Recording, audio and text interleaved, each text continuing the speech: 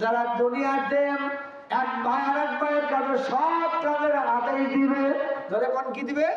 সৎ কাজের আদেশ দিবে। ওয়ায়ানহাউনা আনিল মুনকার, আর অসৎ কাজ থেকে বারণ করবে। বাংলাদেশে সৎ কাজের আদেশ করা অনেক মানুষ পাওয়া যায়, ভাইরে নামাজ পড়েন, নামাজ পড়েন, এটা একটা সৎ কাজের আদেশ। মা বাবার খেদমত করেন, এটাও খেদমত করেন, এটাও সৎ কাজের আদেশ। কিন্তু আমার ভাইরা আমার, সুদ খায়ও না, হারাম খায়ও না, জেনা করো না, আল্লাহর আইন ছাড়া অন্য কোনো আইন মানো না, এই কথা বলার মানুষ খুবই কম। কথা বলেন ঠিক না? আমার ভাইরা আমার, এই অন্যায় প্রতিবাদ যদি করতে চায়, আগামী 12 তারিখ নির্বাচনের দিনে এমন এক মানুষকে নির্বাচিত করতে হবে, যেই মানুষটা ন্যায় ইনসাফের ভিত্তিতে চলে, যার দলের উত্তম কথা হলো কোরআনের কথা, যার মার্কা হলো আমার আপনার ভালো মন্দ ওজন করার জন্য পাল্লা। কথা বলেন ঠিক কিনা? আমরা এই ন্যায় আর ইনসাফের পক্ষে কে কে আছে একটু হাত তুলে দেখাই তো ভাইরা আমার, একটু হাত তুলে দেখায়। নারায়ণ তাকবীর। আমার ভাইরা 3 নম্বর হলো ওয়ায়ুকিমুনাস সালাতা। আল্লাহ দেখে বলেন, আমার ভাইরা আমার লক্ষ্য করুন, ওয়ায়ুকিমুনাস সালাতা, যারা নামাজ কায়েম করে, ওয়ায়ুতুনাজ যাকাতা, যাকাত প্রদান করে, ওয়ায়ুতিউনাল্লাহ, আল্লাহর আনুগত্য করে, ওয়া রাসূলুহু, আর যারা নবীজির আনুগত্য করে, জোরে জোরে বলেন সুবহানাল্লাহ। আমার ভাইরা, আল্লাহর আনুগত্য, নবীজির আনুগত্য, নবীজির অনুসরণ যদি কেউ না করে, আমার ভাইরা আল্লাহর কসম ঈমানদার হতে পারবে না। আজকে সমাজের ভিতরে আমার ভাইরা আমার ভাইরা নবীজির অনুসরণ আমরা সবাই করি, কিন্তু পূর্ণ অনুসরণ আমরা করি না। কথা বলেন ঠিক কিনা? কেউ নামাজ পড়েতে রোজা রাখে না, রোজা রাখেতে যাকাত দেয় না, যাকাত দেয়তে আমার ভাইরা হজ করে না, হজ করেতে মা বাবার খেদমত করে না, আছে না? না। আমার ভাইরা আমার, একটা এক্সাম্পল দিয়ে খেয়াল করুন। আপনাদের মসজিদের ইমাম সাহেব মসজিদে টুপি পরবে, জুব্বা গায়ে দিবে, পাঞ্জাবি পরবে, অথবা পায়জামা পরে আসবে।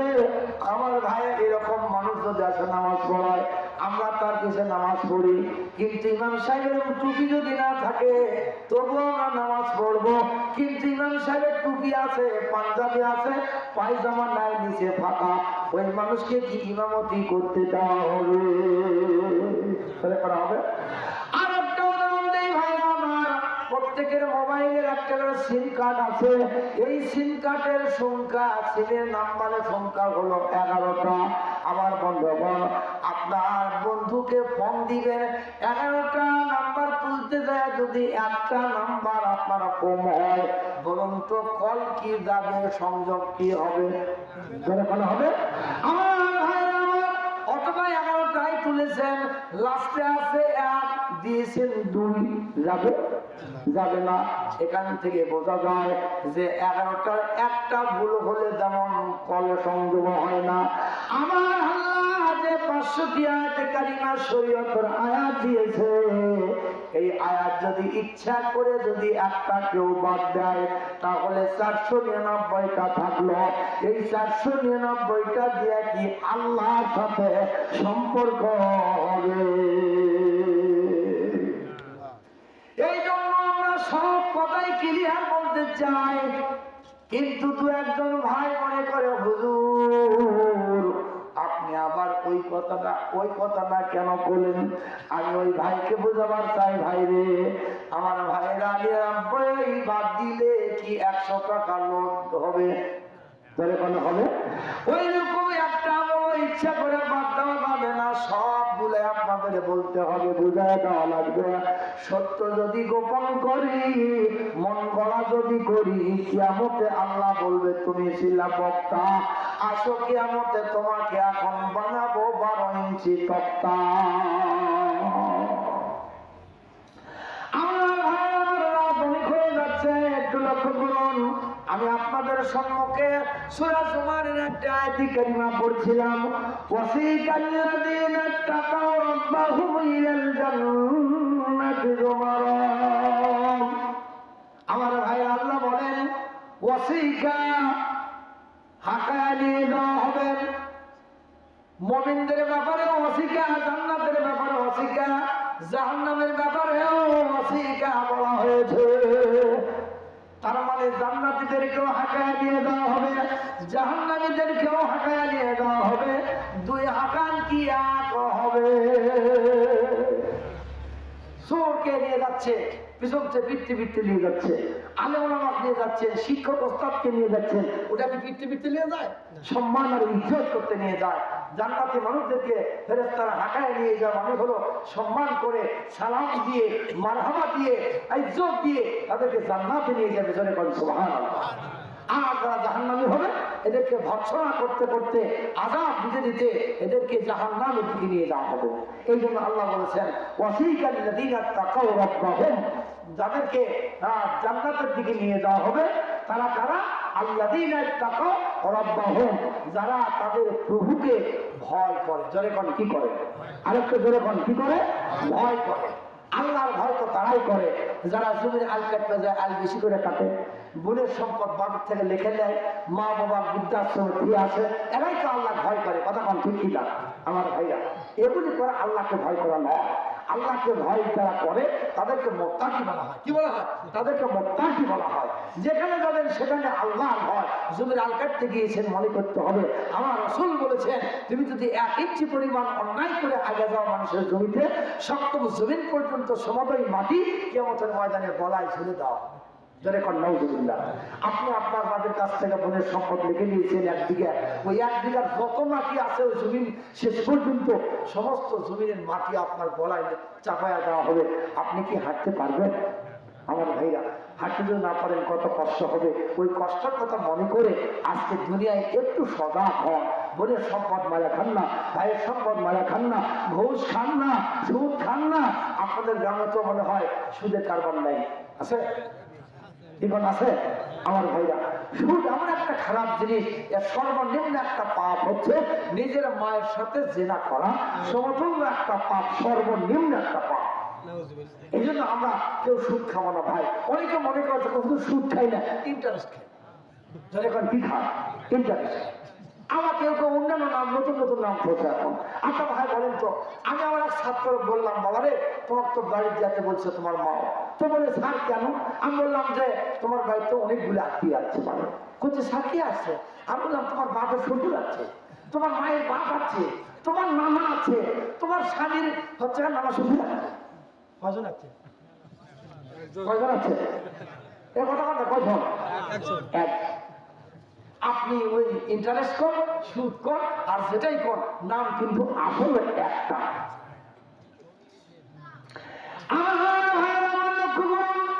সুদ খাবেন না, ঘুষ খাবেন না, দুর্নীতি করবেন না, মা বাবাকে কষ্ট দেবেন না। আমার নবী বলেন মা বাবাকে যদি কেউ না, ভাইরা আমার, ভালো নিয়তে মা বাবার দিকে একটা বার তাকায়, তাহলে ওই বান্দার আমলনামায় একটা কবুল হজের নেকি লিখে দেওয়া হয়।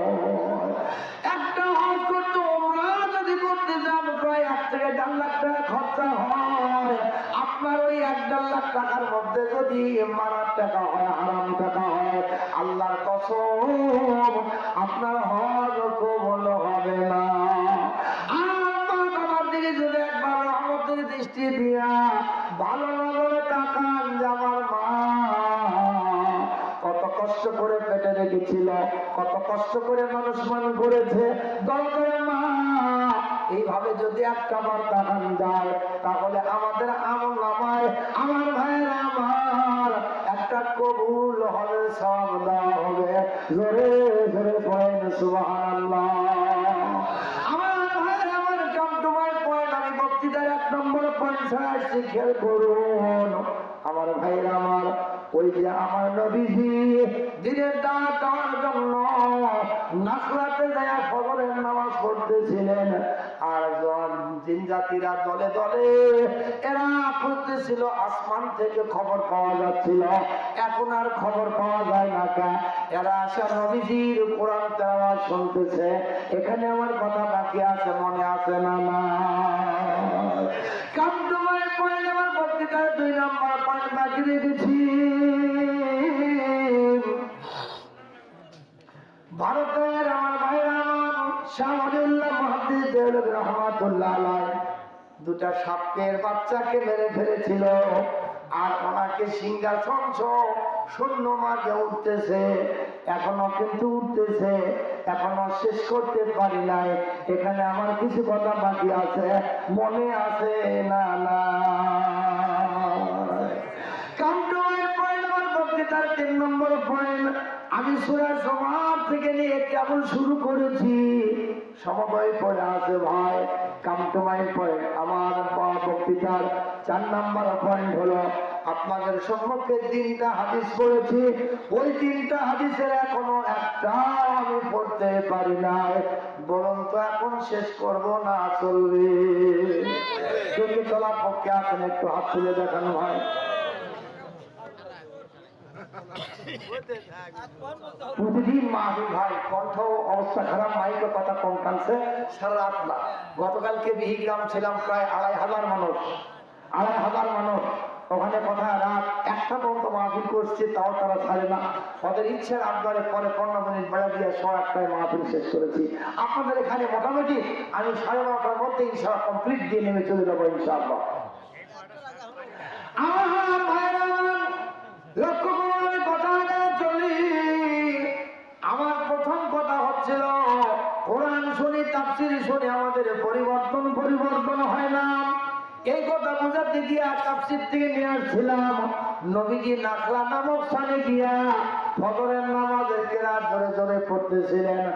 আর আমার ভাইয়েরা আমার, জিন জাতিদের নাফারুন একটা দল, মুফাসসির কিরাম বলেন নাফারুন শব্দের অর্থ দল, এ কমপক্ষে 3 জন অথবা 9 জনের মানুষের বা 9 জনের একটাকে দল বলা হয়। এই কয়জন জিন জাতিরা ওখানে আসার পর আল্লাহর নবীর কোরআন তেলাওয়াত মধুর কণ্ঠে শুনতেছিল। ওরা ফজরের নামাজ শেষ হওয়া পর্যন্ত শুনলো। শোনার পরে তাদের মধ্যে একজন ডাক দিয়ে বলল, ভাইরে উত্তর পেয়ে গেছি, কেন আমরা আসমানের নিচে থেকে যে খবর পাচ্ছিলাম আর পাই না? কারণ হলো ইনি একজন মহামানব হবে, আর তিনি যা পড়তেছিলেন এটা আসমানি কিতাব হবে। আর এই আসমানি কিতাব নাজিলের কারণে আমরা যা শুনতেছিলাম সব বাতিল হয়ে গেছে। জোরে জোরে পড়েন মারহাবা। আমার ভাইরা ওই নাফারমান ওই দলেরা আর সামনের দিকে না গায়া ওদের যে আসল জায়গা এলাকা তারা সেখানে ফিরে যায়। যাওয়ার পরে তারা একটা আলোচনা করেছিল, ওই আলোচনা আল্লাহ রাব্বুল আলামিন কোরআনে রেকর্ড করে দিলেন। সূরা জিনের প্রথম আয়াত, কুল ওয়াহিয়া ইলাইয়া আন্নাহু ইসতামাআ নাফারুম মিনাল জিন্নি। এই আয়াত কারিমা নাযিল করে দিয়ে আমার নবীকে আল্লাহ বানায় দিলেন। হে নবী, ওরা আপনার এই তেলাওয়াত শুনলো, কোরআন শুনলো, শোনা যায় তারা বলল এটা আসমানি কিতাব, এতদিন যা করেছি সব বাতিল, আমরা শুনেছি ইমান এনেছি, আর এর বাহিরে আমরা কেউ যাব না। জিন জাতিরা কোরআন শুনে যদি সব বাতিল করতে পারে, পরিবর্তন হতে পারে, আমরা মুসলমান কোরআন শোনার পর আমরা কি পরিবর্তন হতে পারি না? কি কোন ভালো যায় না? আমার ভাইরা আমার এই জন্য অনুরোধ করবো, আমরা সবাই একটু পরিবর্তন হব, বিপ্লব হব, ভালো হওয়ার চেষ্টা করব। আসুন আমার ভাইরা আমার, এই কোরআন তেলাওয়াতের কথা বলতে গিয়া আমার ভাইয়া শাহ ওয়ালিউল্লাহ মুহাদ্দিসের কথা বলছিলাম। শাহ ওয়ালিউল্লাহকে জিন্নাতে হাজির করা হলো, তাদের বিচারালয়ে নিয়ে যা শাহ ওয়ালিউল্লাহ মুহাদ্দিস দেহলভীকে একটা সিংহাসনে বসতে দেওয়া হলো। ওখানে জিন জাতির মধ্য থেকে জিজ্ঞাসা করা হলো, মুহাদ্দিস সাহেব, আপনি কি আমাদের দুইটা ছেলেকে মেরেছেন? মুহাদ্দিস বললেন, আমি জানি না আপনাদের ছেলে কিনা, দুইটা সাপ আমার ঘরের মধ্যে আসছিল, ফাঁকা তুলেছিল, আমি আমার প্রাণের ভয়ে দুইটা সাপকে আমি মেরেছি। আমার ভাইরা আমার, তখন জিন জাতির মধ্য থেকে বলা হলো, আপনি যে দুইটা সাপকে মেরেছেন, ওই দুইটা সাপ আসলে সাপ না, ওই দুইটা হলো আমাদের এই রাজ্যের দুইটা ছেলে। হুজুর, আপনি যেইভাবে মেরেছেন দুইটা ছেলেকে, আপনাকেও ওইভাবে মারা হবে। কোন কাজলাখন আপনি যেইভাবে লাঠি দিয়া পিঠে মেরেছেন, আপনাকেও মারা হবে। হুজুর ডাক দিয়ে বললেন, বিশ্বনবীর হাদিস কি তোমরা মানো? মুহাদ্দিস হুজুর বললেন, আমি তো মুহাদ্দিস মানুষ, আমি তো হাদিস বুঝি, আমি হাদিসের অনুসরণ করে আমি দুইটা সাপকে মেরেছি। আমাদের যেখানে